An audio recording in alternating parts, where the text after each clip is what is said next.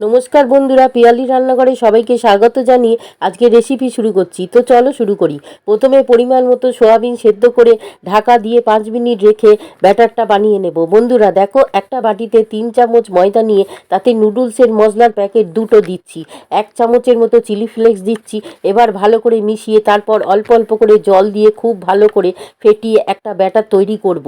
দেখো এই রকম হবে, একটু মোটা টাইপের। তারপর স্বাদ মতো নুন দিয়ে আবারও ভালো করে ফেটিয়ে নেব।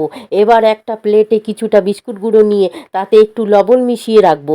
এবার সয়াবিনটা জলে ঝরতে দিয়ে কড়াইয়ে তেল গরম হতে দেব। তারপর একটা করে সয়াবড়ি নেব আর হাতে করে খুব ভালো করে জল সবটা চিপে বের করে দেব। এইভাবে সবগুলোরই বের করে নেব। তারপর একটা করে সয়াবড়ি নেব আর ব্যাটারে কোট করে বিস্কুট গুঁড়োয় হাতে দিয়ে চেপে চেপে কোট করে তেলে ছেড়ে দেব।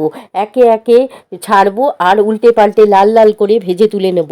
বন্ধুরা একবার এইভাবে পাকোড়া সাথে একটু মেয়োনিজ দিয়ে বানিয়ে খেয়ে দেখো, এত ক্রিস্পি আর ভেতরটা সফট। বিকেলে চায়ের সাথে 1 প্লেট কখন শেষ হয়ে যাবে বুঝতেই পারবে না। ভালো লাগলে পাশে থেকে